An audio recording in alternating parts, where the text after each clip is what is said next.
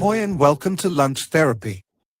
I am a fake Star Wars character and my name is R2GE Solo Manfred Jendensen. No one can tell that I'm fake because there are so many Star Wars movies and shows that no one can figure it all out. It's so great to be here in Joel Marshall's Lunch Therapy. Today is Interview Friday and we are joined by a man named Josh Putnam. He has the great fortune of finding himself smack dab in the middle of what they call the now. He is living in the moment and has come here, to this present space and time to greet us and show us the way. So let's do it now, lunch therapy style, and don't forget to breathe.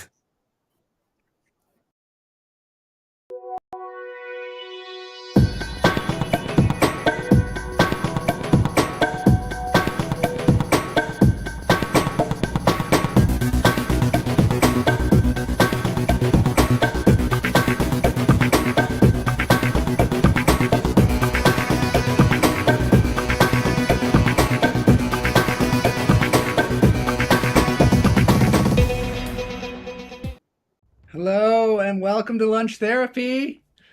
Last night was the new moon, the blue moon, the large moon that was up in the sky. It looked a little like this, but this is not it. This is just a graphical representation. I hope maybe you enjoyed it in the flesh.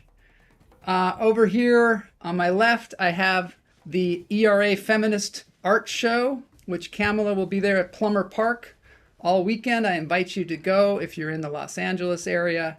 It's open and free to the public from noon to 5 p.m. Beautiful artwork there. And it's a good cause because it's about equality for everybody in the Constitution. And you're going to see some really great art. Blue Cheese Moon. Todd Lee is here. So glad to see him. Todd, this is going to be right up your alley today. We got a great guest, Josh Putnam. We're going to talk about non-duality. I know you're going to love that. And I am going to work on being as present as possible. So as you know, that's going to be a challenge for me. Because many of you know, Boney is always distracting me. Bloss is always distracting me. I'm distracting me, more importantly, or more prominently. Had a great promo video. Yes, Cluster fan, you got to see this promo video. It's on Equal Means Equal of the Feminist Art Show. I'm going to show you the real moon as seen through my iPhone 11. There it is. That was the moon last night. My iPhone doesn't seem to be able to capture it the same way my eyes do. I don't know why. It has to catch up. I heard something recently where Samsung phones, and I don't know whether it's true. I read this somewhere. Sometimes I read things. And they said that the Samsung phone will actually enhance your moon, but it's actually based upon some kind of AI or something like that. So I don't know, kind of interesting, but fake news, as they say. Cluster fan likes those waves. Yeah, I had stars in the waves. Hoi CeeLo, nice to see you. Just J Comedian is here. You can do it, Joel. Be present. I can do it, right? I think that it would be beneficial for me. Moby Arts is here. Yes, they are there. That's Natalie Gonzalez, and they are there at the Feminist Art Show, which we aforementioned. Please get on over there. They're coming here from their show, so that's cool. Todd Lee says, why is it called a blue moon? It's not blue. Is it? I'm color challenged. Yes, if someone in the chat room can tell us why they call it a blue moon, I do not know. I know that it means that it's the second moon in the same month, and that happens very rarely. And this one happened to be a super moon, meaning that it's super large. Hoi, Lalitha, glad to see you here today. Moby Art says, we are open at Plummer Park today from 12 to 5. All right, it's good. We got a good crowd here. We're gonna breathe now. We're gonna breathe. Let's get into the show.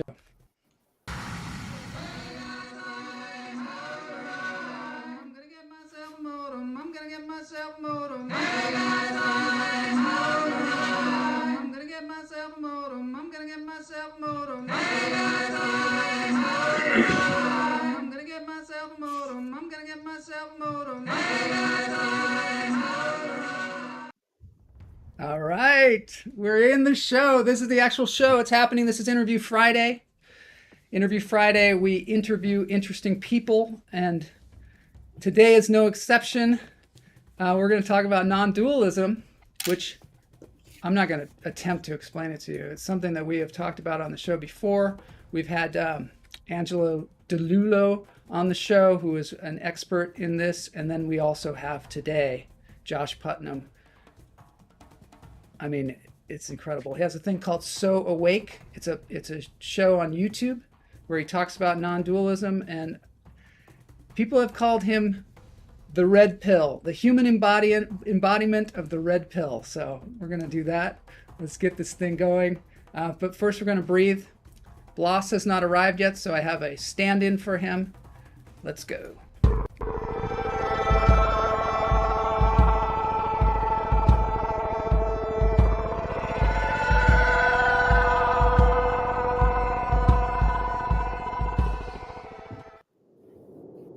We got a request from Lalitha. Blue moon, I saw you standing alone, without a dream in your heart, without a love of my own. I might have gotten the words wrong, but there you go. We take requests on the show.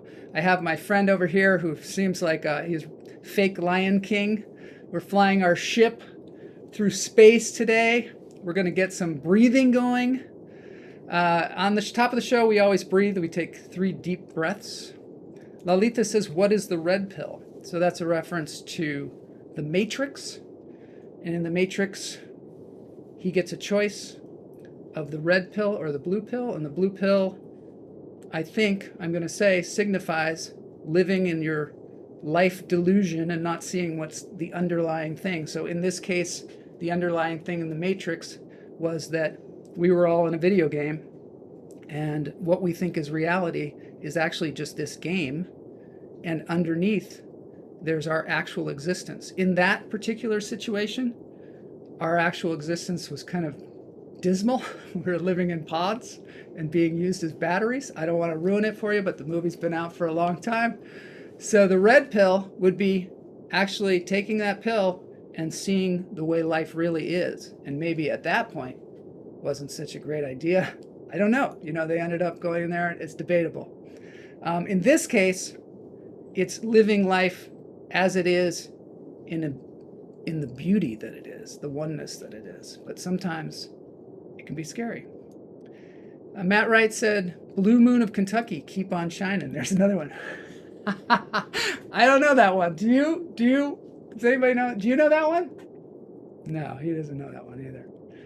Todd Lee says, free your mind. One of the things we do on this show, for those of you who catch it on Tuesdays and Fridays at noon, and those of you who have never been here before, we look at ways to keep our mind right. A lot of us are performers.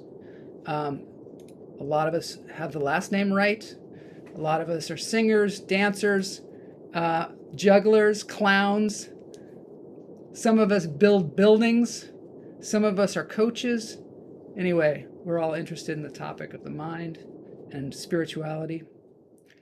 Lalitha says, I didn't know you could sing so well. Yeah, I have some, hidden talents. Thank you very much. Speaking of hidden talents, this is Healing Vibrations. And they are from where I'm from, which is the Edmonds, Linwood area in near Seattle. I think they now live in Seattle. I live in Los Angeles. We're covering all the bases. Just Jay, comedian, who's here in the chat room. She lives in Kansas. We have people all over. Now we're going to breathe. We're going to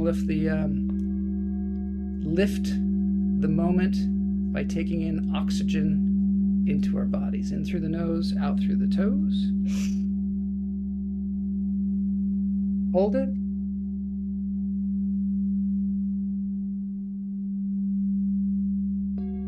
Let it go.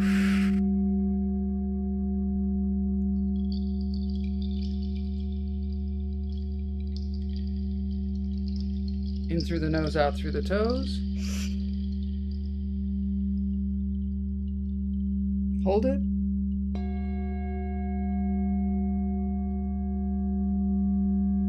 it go.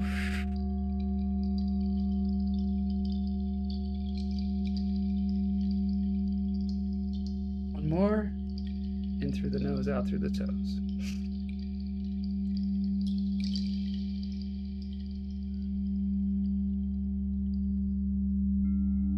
And let it go.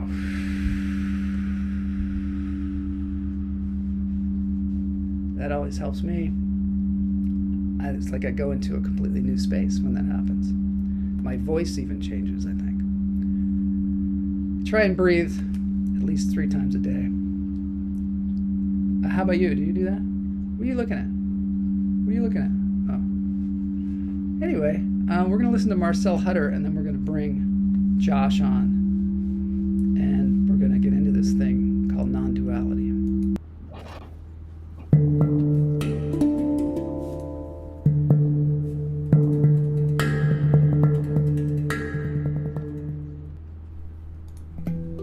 So this is Marcel Hutter.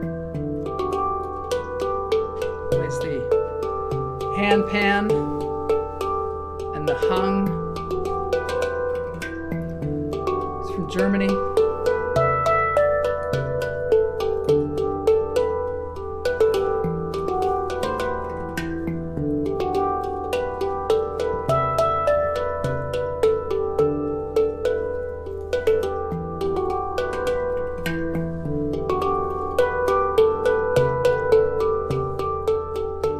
Fake Lion King and I both have shirts on today from the Cat P22, the mountain lion that lived a solitary life in Griffith Park here in Los Angeles. Passed away last year, gone but not forgotten.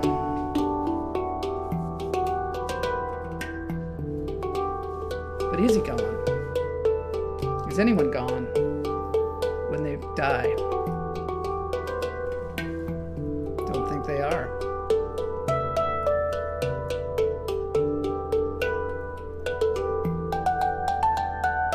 I love Marcel Hutter. He's one of my favorite hand pan players.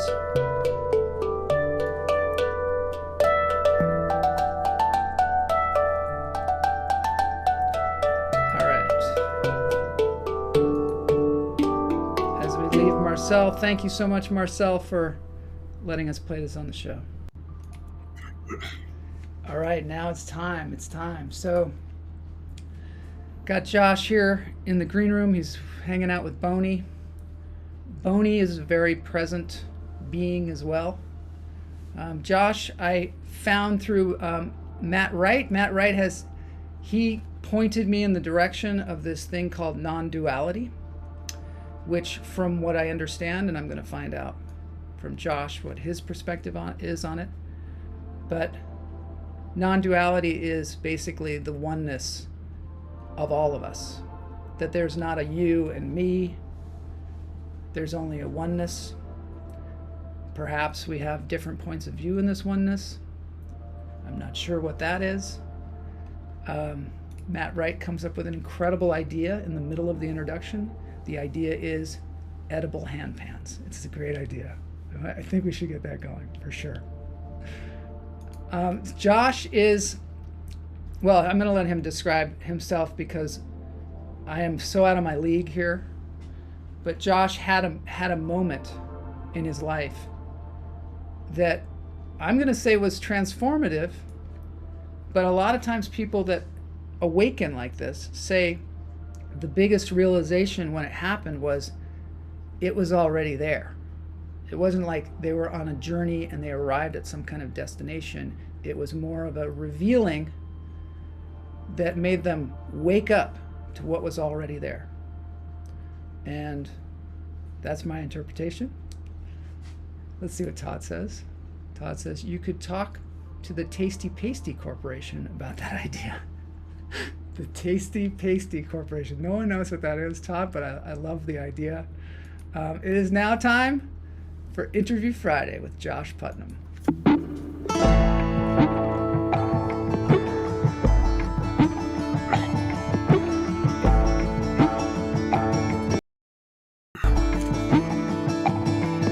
What do you feel? A lot of people that are really connected or invested in their beliefs have massive separation from the way they feel in their body. And so a lot of the guiding or pointing that I would give is more oriented with how do you feel? Do you feel, what is joy like? When you feel frustration, where do you feel that in your body? And what that helps people do is reconnect to something that's pretty much always occurring, and that pulls them away from living just up in the head. Wow. I feel like you're talking to me. Josh, welcome to the show. Hey, Welcome to Lunch doing? Therapy. I am doing great. How are you doing today? Well, I just wanted to point out that Tasty Pasty was my nickname in middle school. So thought I'd bring that up to start. That's good. Apparently, Tasty Pasties make undergarments out of fruit roll-ups. So that was a pretty good moniker. I like it. All right. So I'm so glad. First, I want to say thank you so much for coming on the show. I really appreciate it. Second of all, I would like to start out by asking you the question that maybe many of my viewers have. What is non-duality? It seems like non-duality is. It initially seems like a paradox. It seems to be what reality is under the surface of interpretation.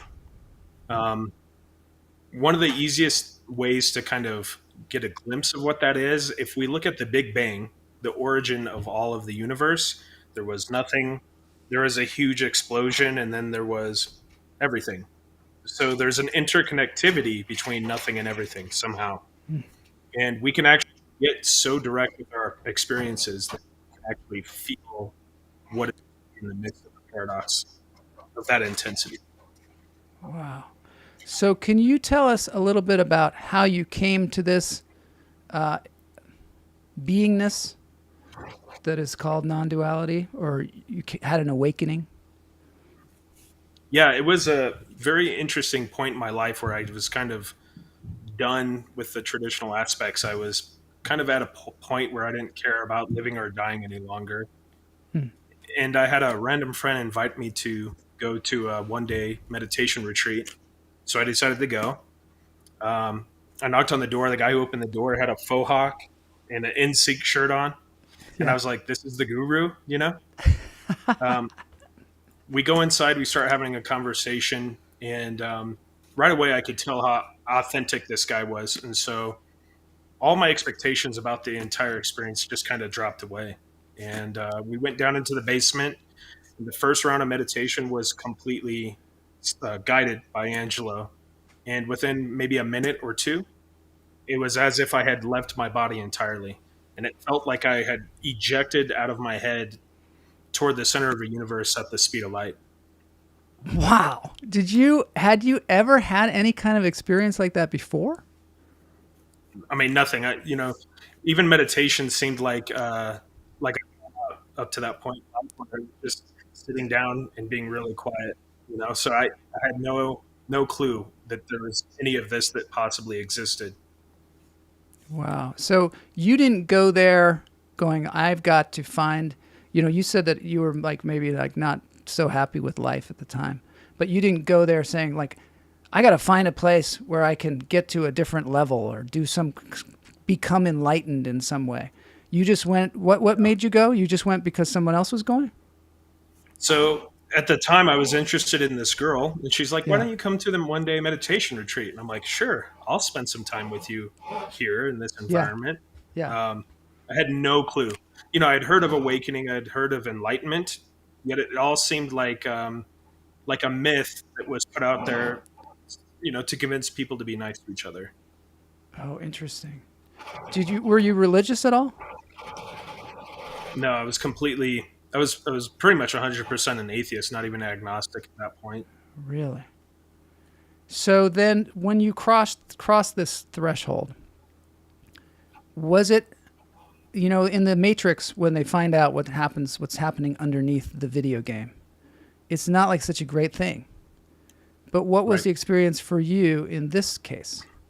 I was about a 6 month period of what felt like complete utopia. I was in grocery stores just hugging complete strangers. It was Really? like it felt like I had somehow transcended the worst hell of my existence and entered into this like paradise, you know? It was Wow. pretty amazing shift. Did your mind quiet? Because one of the things I think that keeps us in this kind of state of anxiety is our mind. Did you find that it quieted, or what happened? It was almost like a sudden silence of thought altogether. Right after that meditation, so it was like a kaleidoscope of heading towards something. It was just colors, and I couldn't feel hands, I couldn't feel body, but there was no reactive thought or reflective thought. I wasn't thinking, oh wow, this is cool. It was like being so overwhelmed with an experience that there was nothing else to refer to it. And then it felt like maybe a minute had gone by, and I hear a gong go off, and I had been in that state for over an hour for that first round of meditation and had no idea. So we go upstairs where everybody's on silence, and I'm looking in Angelo's backyard, and he's got all of these cattails, and there's these red-winged blackbirds hopping from cattail to cattail. And every time one of those birds would move, it was like a ring of gold rippling through reality. Every time, like woof, woof.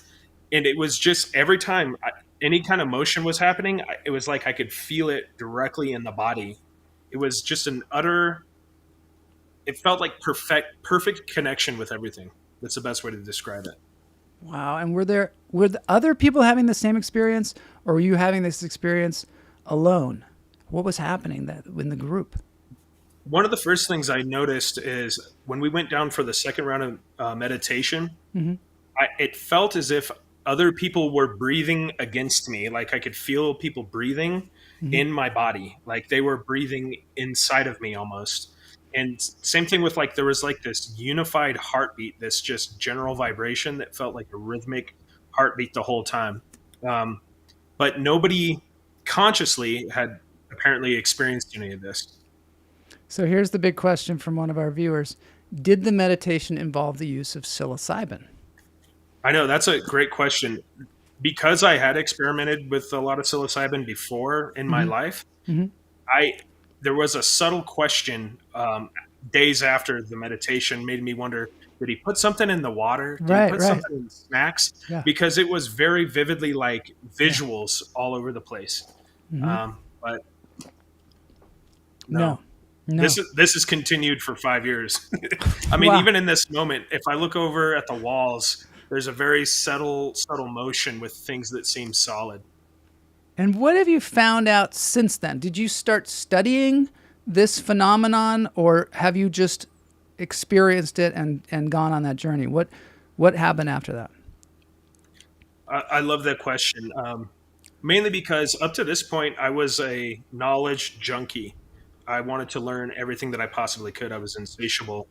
But immediately after this experience, there was a sense that I don't know anything and I don't need to know. It was just a natural, like, letting go of the need to have any knowledge around it.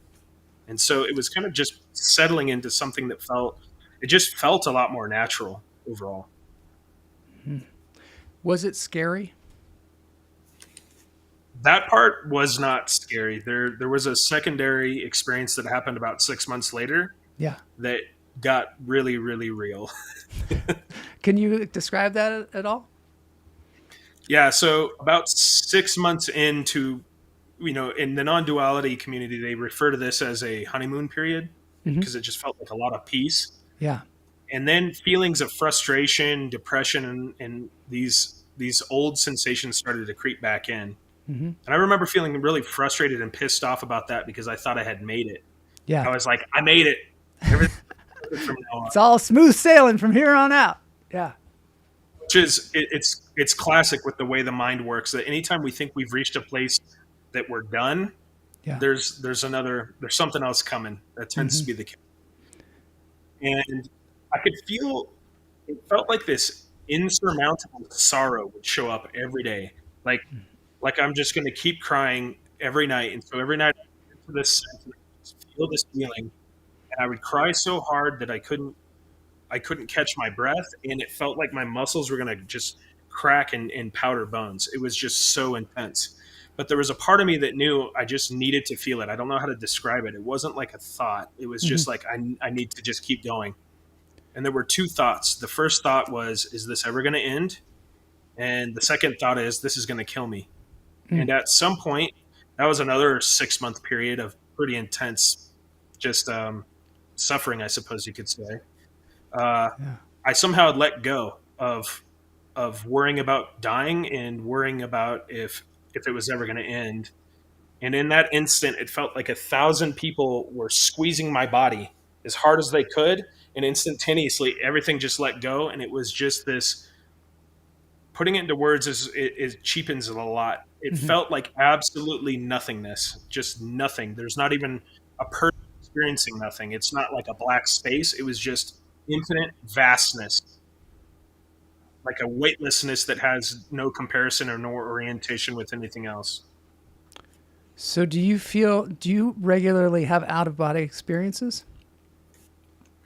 Yeah. So from here, life is lived a lot more immediate. And what that kind of looks like is it's impossible to predict what the experience will be, if there are any experiences day to day. So to get really honest with you, the other day I was taking a piss. And in the moment of using the restroom, it was like fireworks of color going off. And I'm like, oh, there it is. It's just kind of normal now to have all these. Sometimes it's a vibration in the body. Sometimes it's a sense of a singular sound everywhere. And then other times it feels really, really human, like nothing's happening. So it's tough to put the finger on it. Wow, that's interesting. Okay, I'm going to play another video here. The willingness to play allows us to see this experience as a game. It allows us to keep it light. It also allows us to tap into something that most people would refer to as curiosity. What stays curious here in this moment tends to guide us through to the very core of what is here and now. What sounds do you hear? What do you feel that you don't know? How mysterious can you allow this moment to be? Can you allow the spontaneity of curiosity to take you a little closer? What else? Is it just this? Or is there something just under the surface? See if you can allow curiosity to show you something that you usually don't pay attention to.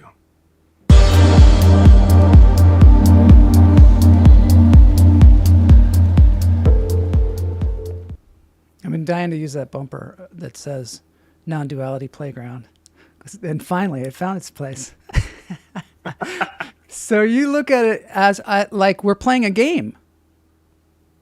Yeah, I mean, it became really, really clear. I would say probably it was like November. It was around the end of November, and there was a birthday party going on for me, and I was sitting on the couch, and I had this really overwhelming sense. It was almost like a sneeze was coming, and I had somehow like flipped inside out. I don't know how to describe it other than it just felt like all the attention, instead of being here, like there was a person perceiving things, it felt like everything else was perceiving a person. And in watching that, I could see, it's almost like I could see my body from behind. I could see me just sitting completely motionless on this couch. And then there was this overwhelming sensation of laughter, but it was like the type of laughter, if you remember days of being in school where you were going to get in trouble if you bust out laughing, which made you laugh even harder. Best kind of laughing. It was like that. And it just kept going and it kept going and it kept going. And then I realized suddenly that I'm back in the body, or I'm moving hands. And it's laughter. All of this became like, it just was really apparent. This is all a game. And we're all playing different versions of this game. Some people are playing, life is really hard. Some people are playing life is very serious. Some people are playing capitalism matters more than anything else, so on and so forth. It's just a matter of knowing that it's a game or not. Because the benefit of a game, especially when it's open-ended, is when you know it's just a game, then it's not so serious. It doesn't hurt so much. I find that about you and Angelo both, that you have a great sense of humor. And do you think that that's attributed to this sense of play, and this has given you some kind of freedom to enjoy life more? Yeah, I mean, the way to put it is, along with the thought or the insight of I don't know and I don't need to know. Yeah. The secondary part of that was I don't care, I don't need to care. And it turns out when we don't have such a intense expectation of a result or an anticipation of what's going to happen, we're more likely to engage in things with freedom there. And that's basically what humor is, because we don't know if it's going to garner a laugh. Yeah. And when you don't give a shit if it garners a laugh anymore, that there's something pure about that. When somebody isn't attempting to be funny, they become hilarious. I don't know why that is. It just seems to be that way. Yeah. Oh, yeah. Sometimes the more serious they are, the funnier they are. There you go. You know what I mean? Yeah. Like they're really seriously playing that game, and sometimes that can be really funny to watch. That's what we watch a lot of times in sitcoms. Somebody's so good point. Invested in something, and we're at this kind of distance, just like, this is hilarious. Also, the thing about comedy too is we're playing with people's expectations a lot of times. So you will paint a picture for people, and then you'll suddenly turn it on its head, and then they laugh because they're surprised that wasn't what they expected. And so there's a little bit of like getting people to be in the moment just in comedy itself. That's beautiful. That's brilliant. It reminds me, the background I had before any of this was I was running a theater program, mostly working with kids, and we did a lot of Shakespeare, and the wisest character in all of Shakespeare happened to be the fool. Yes. The one who didn't have to live by the rules of society. Mm-hmm. And I think we see this in our society today, the necessity of having those who are playing with these boundaries that people absolutely have a belief are set, and to mess with those boundaries into what it kind of does is it shifts orientation. And I read this thing one time that talked about when we laugh, the same part of our brain lights up as when we're confused. Because what it's doing is it's forcing us to reorient in that moment. And I think there's something brilliant about that. Yes. And I think you start to understand that with comedy as you do it more. Matt Wright says, the genius of Norm Macdonald, he was willing to bomb, and that was part of the approach. Yeah, that was what speaks to what you were saying before about his kind of the way he was sort of present. And he was not like working really hard at making you laugh. He was just observing life. Brilliant. And if you can take this off the mat a little bit, and if you can start to experience life in the same way with a willingness to bomb, without being so concerned about the possible results, you live a lot more in the moment, and that reveals everything. I mean, we're kind of just caught up in a construct of just imaginary thought. That's what most of it is. It's not real. Even our sense of memory, it's not real. We buy into it, but there's really no evidence right here, right now, that any of that actually existed. And so if we are putting ourselves more into a spontaneous, immediate place with that willingness to bomb, without any care about what results look like, something magical starts to happen, and we start to see that there are no mistakes any longer. There's no more tragedy. Sometimes we hold ourselves back too because we have this idea of what the outcome's going to be. We start to tell our mind starts to tell us, oh, don't do that because, that's no one's done that before, or no one else is doing that. Why are you doing that? And then sometimes you just have to kind of take the leap, and then you realize, oh, that's why I wanted to do that. Brilliant. Yeah. So kind of being in the moment. So how do you do you meditate regularly? Never really had much of there wasn't a lot of discipline when it came to practice. It kind of came really natural to me. So sometimes, I'll be sitting here after a session that I have with someone, and it'll just come that there's a sense to close the eyes, and I'll move into a meditation naturally. But, Angelo, the way he puts it is sometimes people get lucky, and that really kind of sums up the situation that I was in. I had no practice, no concept of what non-duality, what spirituality was at all, and it just suddenly happened. Other people, they've been at this for 20 years or so, and so non-duality is tricky because the mind is so binary that we experience one side of a coin or another side of a coin, the coin entirely. But non-duality is like taking that coin and putting it on its edge and then balancing right at that edge of the coin.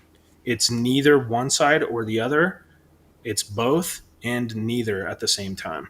And so, I mean, really what it kind of comes down to is you can over practice and you can also move into complacency, but there is a third place that you can be, and it's just to continue playing with that until you step into a place of knowing what that is. It's interesting you say that. It's like you're being in two places, but you're at once. And maybe that has something to do with the non-duality of it. And also what you're talking about is quantum physics and the quantum Absolutely. computer, and how, you know, particles can be in a two states at once. So it's like, do you think that that's what your experience is tied with quantum physics in some way? I mean, anytime I hear any news about quantum physics, it's like, that's it. That's exactly what this is. Because during that period when I was going through that really deep, intense sorrow, there was a very visceral sense that I died. And I, you know, coming from an acting lineage, I remember up to that point, I would walk into a restaurant or something, and something about the energy of my presence would have people turn around. It just was a thing that I began to heavily identify with. Yeah. And then after this period of what felt like death, I started walking into public spaces, and it was like I did not exist. I would have to actually touch the hostess to get her to make eye contact, to have anyone even acknowledge my existence. So it was like a death. It was like becoming a ghost. And now it's really close to a superposition. And I know this can sound kind of intense, but it's really like this. It's like being simultaneously alive and dead at the same time, all the time. It's like a superposition of existing and not existing. That's intense. You said you were from an acting lineage. Can you speak to that a little bit?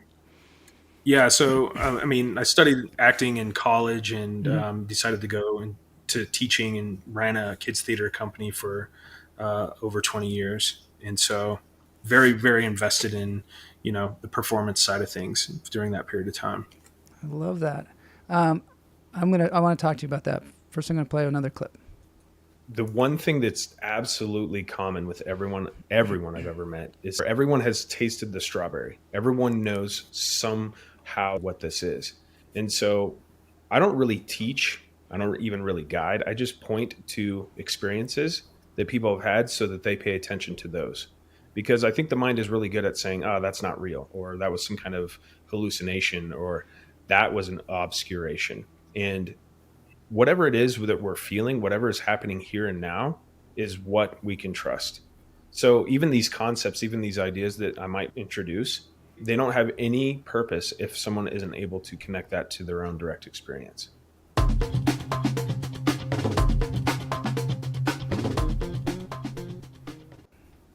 Wow. So Angelo DeLullo, when he was on, he talked about improv, doing improv theater, and how this relates. Could you tell us a little bit about that? Because I think you have the same sensibility, right? Absolutely. I mean, this feels like life as improv. In fact, before the show, I have a deck of cards. These, you know, over time, these wrote them. It feels like they write themselves, and then I turn them into a deck. And this is one of the cards that showed up today. So I think it's remarkable. How often can you say yes and? Which, of course, is the principle of improv. The basic principle of improv is to say yes and. Oh, that's great. That came up today. I got goosebumps when you did that. Literally pulled it out of the center of their deck. Unbelievable. I mean, you know, there's 80 cards or something in this deck. So, you know, in this place, what's really clear is it seems absolutely clear that every single moment is a synchronicity. It just feels like perpetual deja vu.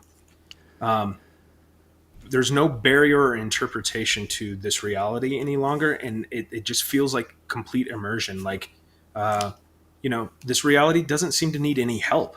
And I know the mind is really convincing, like we got to fix problems, or, you know, we got to overcome all these obstacles. But I think that's just in the mind. It's just like its own little game.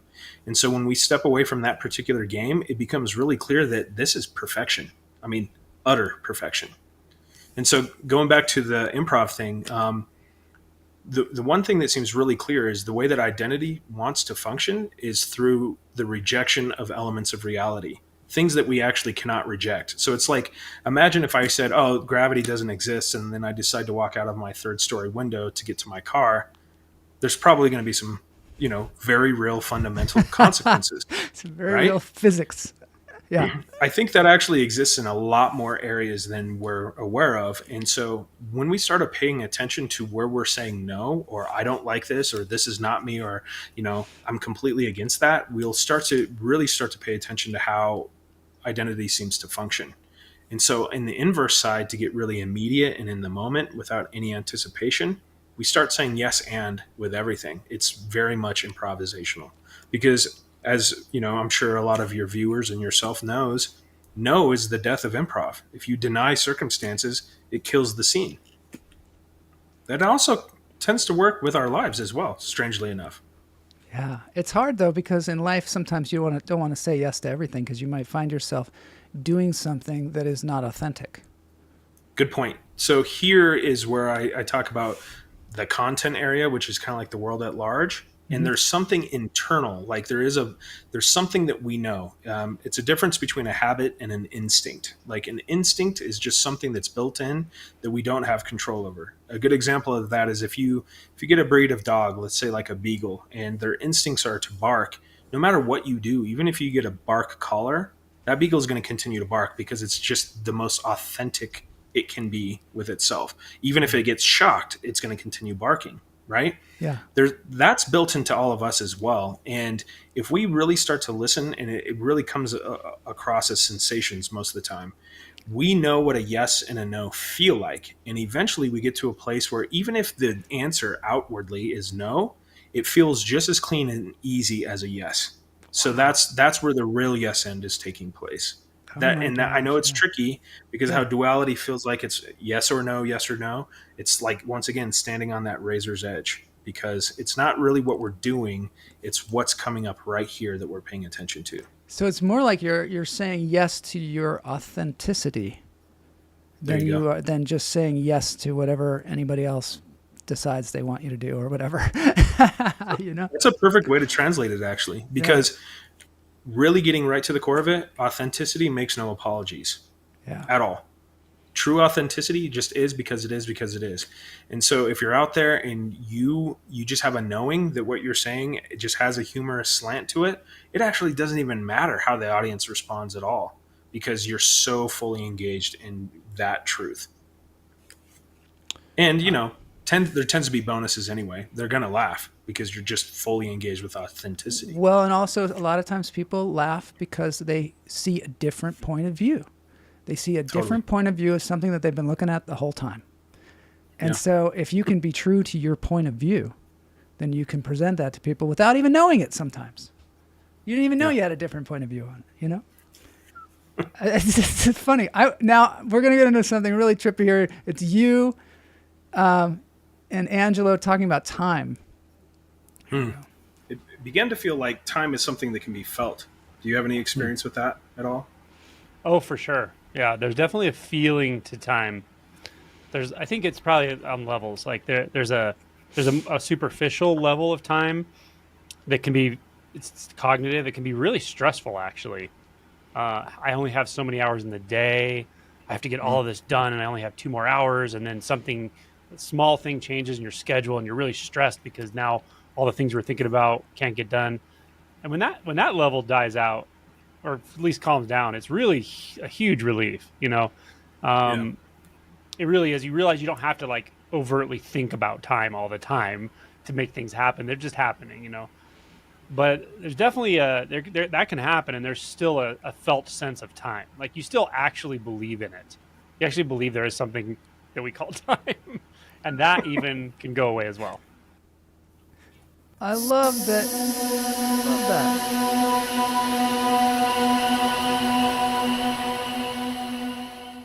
There's another bumper I've been dying to use. That I love how you guys laugh about time there, and I'm kind of like, what's so funny? What is time? What is it?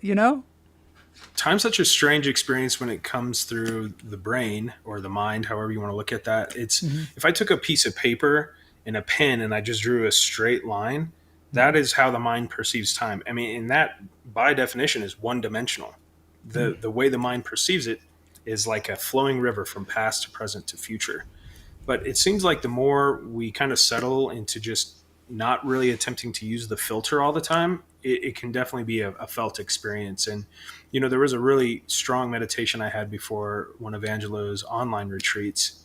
And it felt as if time were this disc of some sort of infinite potentiality that was like flowing into an infinitely tiny singularity. And that singularity is what we could just call the present moment, and simultaneously exploding out of that singularity and then just doing it all over again in all this variety of ways.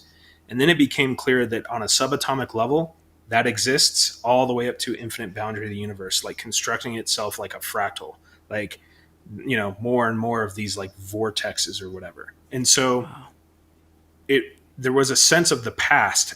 We view the past as a fixed event, something that is stuck and frozen in time.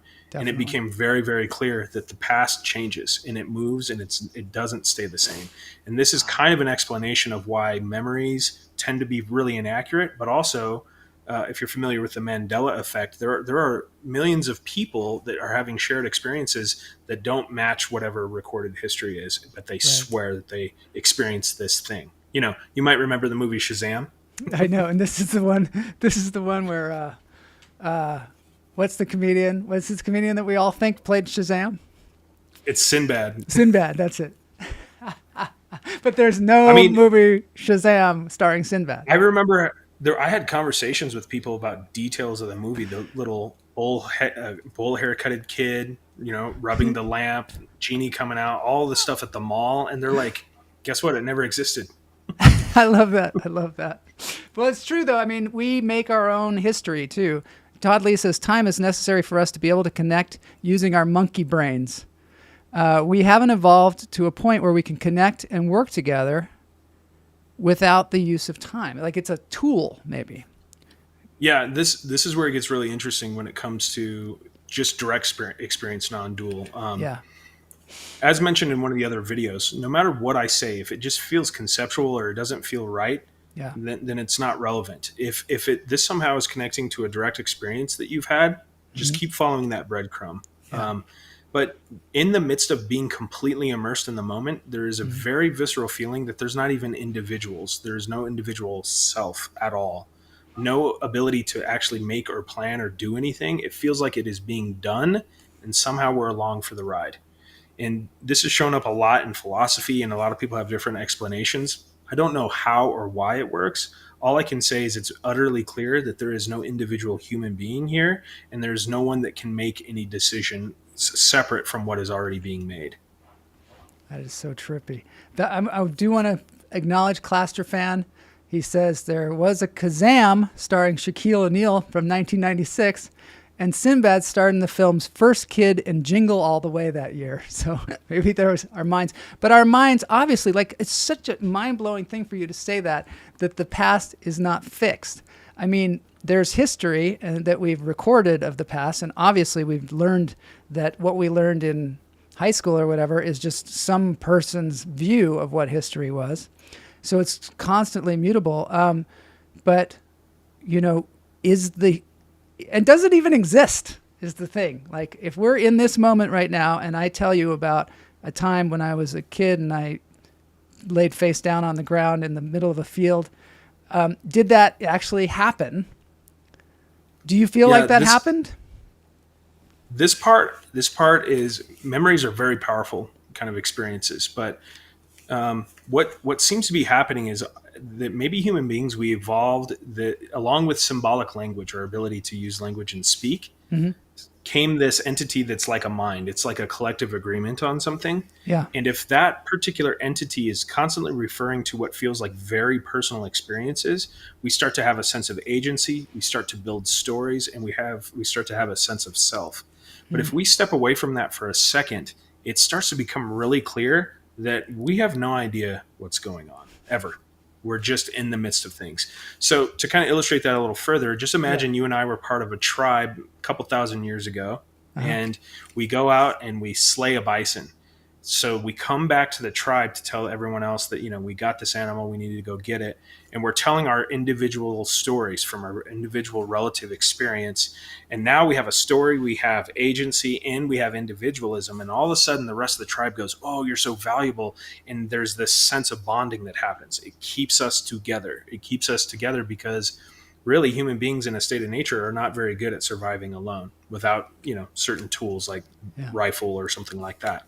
And so maybe it's just a collective symbolic experience that's associated with survival. And it's actually, the ego and the identity is excellent at clear and present danger. If a bear comes barreling out of the woods, picking up a rock or taking off or whatever is excellent. But when it comes to our everyday lives where there is no clear and present danger, it tends to act a little bit more as a barrier, because something happens when we're young and we have an emotional experience, and the only way it can orient to that is to say this is just as dangerous as a bear, because the mind itself can't feel, but it can label the experience.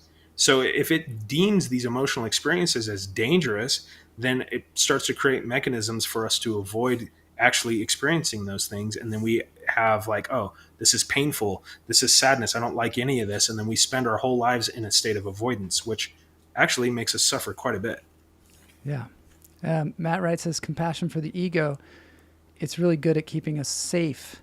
Absolutely good. Yeah. So a lot of times I know in therapy, sometimes they will say to acknowledge that and say, thank you for trying to keep me safe. And that allows you to let it go, rather than fight it and go, no, I don't want to do that. Yeah. Like you do when you're a little kid. You just go, thank you so much. You see it for what it is. And then you can choose now what to do after that. Yeah, that's a nice approach. And I will say that there was a period of time where I could see almost like this ego over here doing everything it could. It thinks it's protecting us. It just doesn't know. The way it perceives reality is binary. So that's why we end up with this duality: good, bad, right, wrong, happy, sad, all of these two-dimensional experiences. And so at some point you look at it doing the best it can. And there's actually, for some people, a sense of grief as that begins to dissolve. Like you feel sorry for the poor bastard. Yeah. Because it really is doing everything it possibly can to keep us safe based on the tool that it is. But I think this is a classic example of a tool becoming the master. Just like how you see major religions for a lot of people, spirituality is serving the human experience, and then eventually human beings are serving this institution, this religion. I think that happens with identity, intellect, and ego as well, where it's a wonderful tool. It is so good at what it's used for. But when we want to go in the kitchen, if we've been using a rake to gather leaves, that's the identity, that's the ego. When we go in the kitchen, we might want to put down the rake because it's not very good at flipping those eggs. Right. Sometimes we also, as performers, say we want to find our voice. And I think finding our voice is finding our authenticity. But sometimes we think, sometimes it can put us in a box because we can say, oh, I'm this kind of comedian. Or, a good example is when people say, I'm not good at math. Well, you've just put yourself in this box where you're never going to be good at math because you've just defined yourself. And I think that's maybe some of the danger that we're talking about here. It's good to know who you are, but then also defining yourself limits you. Let's put it this way. It's not really about landing on a definition of self, but it is having an experience with self so that we just know what we know, without having any necessary knowledge associated with that.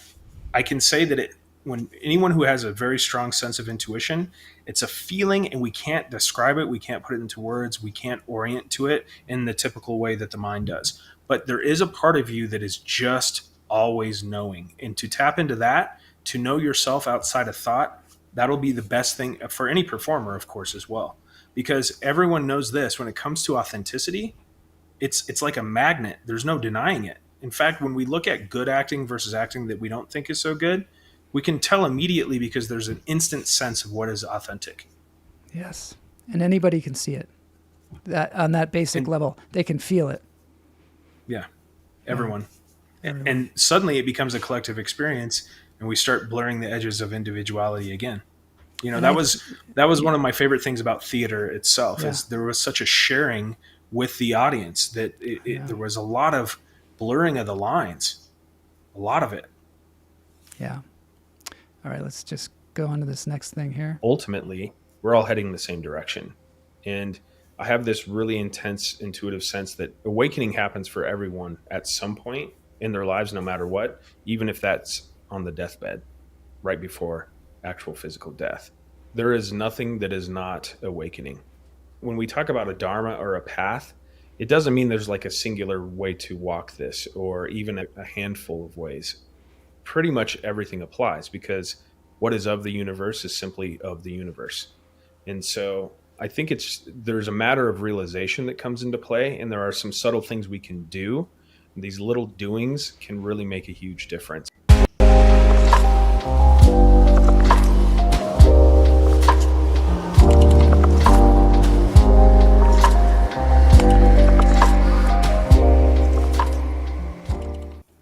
So that is fascinating that we're all sort of on the path already. Can you tell us how you help other people realize this? Yeah, it's very much like improv. You know, when I meet with somebody for the first time, there's really no content that we go into or any kind of structure. And as we speak, some certain things might begin to kind of show up, and then those things are spoken to. And then after the fact, it's so funny. You're playing these videos. I recognize the face, but there's a very distinct sense that who the hell is that guy? It's so strange. I'm like, and some of the things that are being said, I'm like, yeah, I vibe with that. I vibe with that. It's so strange.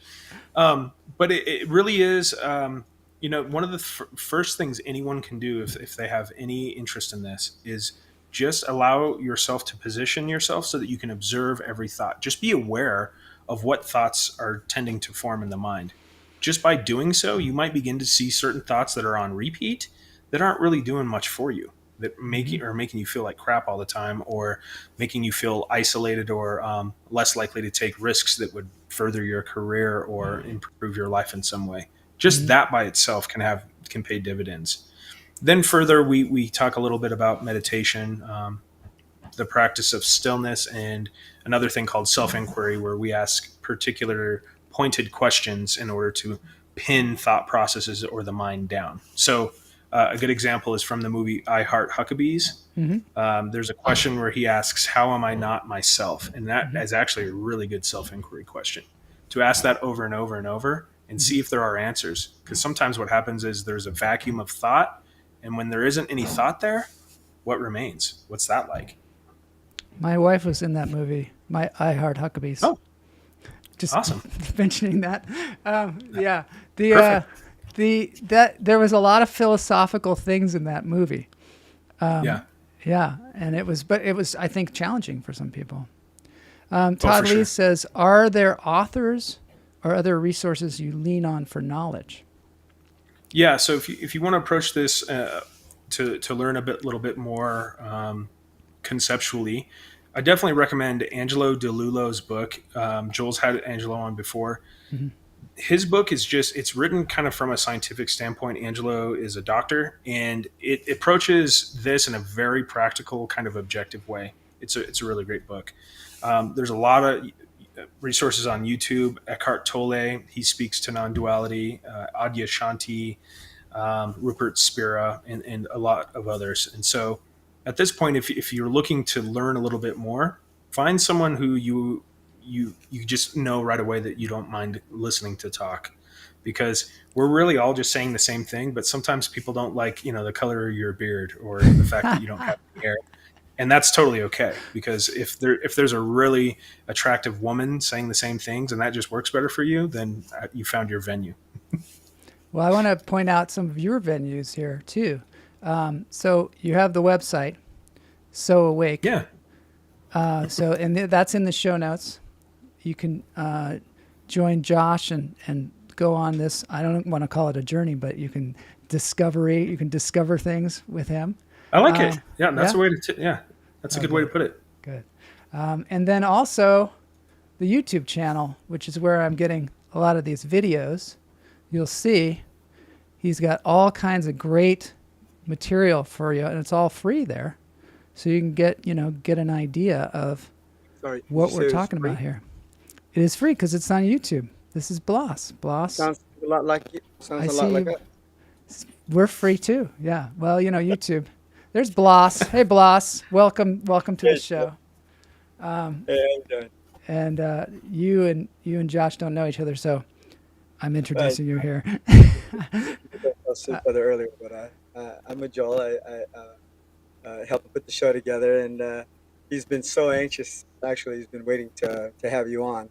And some of the stuff he spoke about as far as the non-duality program and the bumpers. You know, he's so excited to play those bumpers. Yeah. I mean, he really is. That's so authentic right there.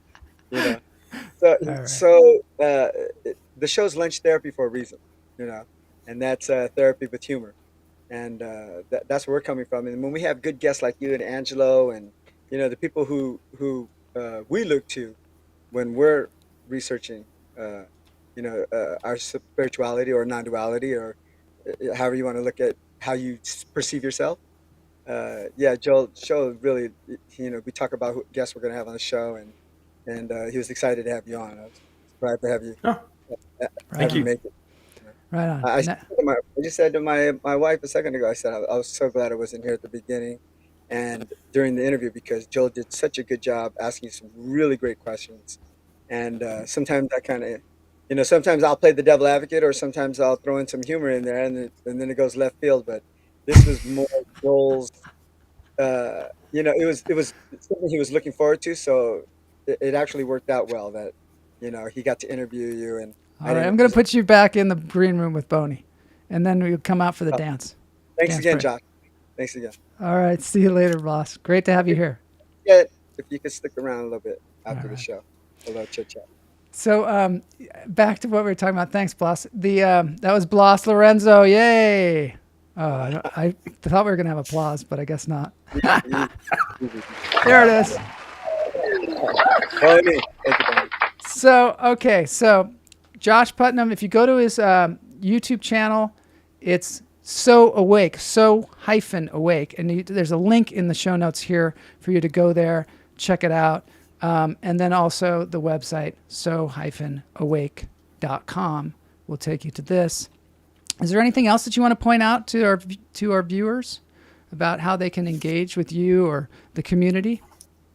I just want to remind everyone that I know life can be hard sometimes. Like, I was at a point where I was pretty much done living, and it doesn't have to be that way. And it's definitely worth the journey to just explore a little bit more, explore outside of what the beliefs are telling you, and maybe you'll start to see something that allows you to open up in a way that you can enter into a phase of life that feels like it's free from suffering, because it's been like that for about 5 years. I just, if I could just share this, Angelo calling me the walking red pill, if I could just give you that red pill, there's a part of me that would, but then there's also a part of me that says, well, this is kind of one of those journeys you kind of have to take on your own, but it's worth it. It doesn't have to be hard. Yes, I get that too. And I sometimes I think there's a fear in letting go of self that a lot of us feel. Yeah. And so, and interestingly enough, you say this about kind of like, I guess I would call it depression, that sometimes people have this realization through depression. The same with Eckhart Tolle. I mean, he pretty much was really upset with his life and then sat down on a bench and had this. I mean, that's the way I remember it. I'm rewriting history perhaps, but it's interesting. Sometimes when you think you're at your lowest level, you're actually about to turn a corner into something beautiful. Yeah. Depression became really clear that here in this experience, it was spending all the energy resources that I could to avoid feeling anything at all, when at the time it felt very visceral that I was so exhausted from feeling. And I was avoiding feeling anything. Mm-hmm. And it got to a point where I had no more choice. It just, something breaks, and then you just have to feel. And maybe that's how depression takes us there, that the suffering becomes so great that we just can't avoid it anymore. Mm-hmm. And then we're thrown in the midst of something that kind of redefines our experience. Wow, that's beautiful. So yeah, it also speaks to the idea is that we never really know what's going to happen next. And we just have to be present with what's next, the sort of and of like, what's going to happen now? But we don't want to know, right? Like, yeah. I mean, if I knew the punchline to the joke before you told the joke, where's the joke? That's why I always say when people want to read my palm, I'm like, I don't want to know. I don't know how this thing goes. Don't tell me the ending. You're ruining the movie. You're ruining the movie. I didn't want to know that. Yeah, that's the way I feel. All right, so now at the end of the show, we play a really nice cover song. I got a really nice one picked out today. We just enjoy that here. Thank you so much, Josh, for being on the show. So many incredible insights. And thank you for doing what you do, because it's available for anybody out there on the internet to, experience a little bit of what you're experiencing. And, and maybe figure out we're all experiencing it all together as one. Right? Beautiful. All right, let's do this thing. Let's dance it out. It's time for the dance break.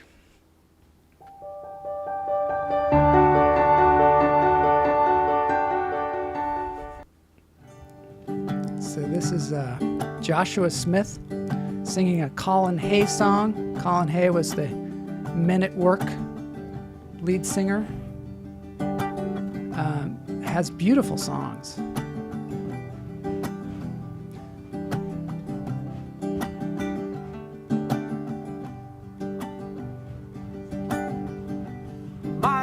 My, it's a beautiful world. I don't know if it's a dance song, but it's a beautiful song. I like swimming in the sea. I like to go out beyond the white breakers, where a man can still be free, or a woman if you are one. I like swimming in the sea. So my, it's a beautiful world. I like drinking Irish tea with a little of lapsang souchong. I like making my own tea. Colin Hay had that huge hit with Men at Work, and then nothing. And then he started writing these songs, or he continued to write songs. And the songs he's writing are just beautiful. And he found much more success spiritually with these songs. I'll roll out to the ocean and I'll look up at the stars. I like driving in my car. All around is anger and automatic guns. There's death in large numbers, no respect for women or our little ones. I tried talking to Jesus, but he just put me on hold. He said he's been swamped by calls this week, and he could not shake his cold.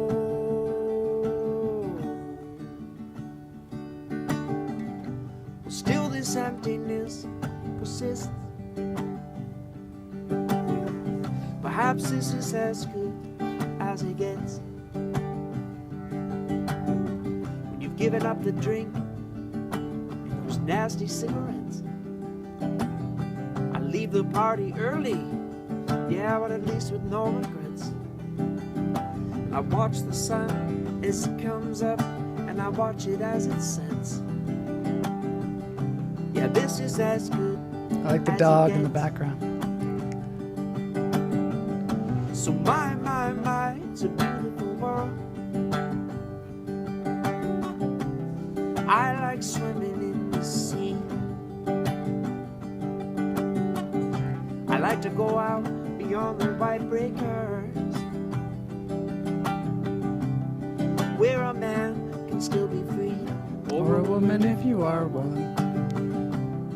I like swimming in the sea. All right, everybody, have a great weekend.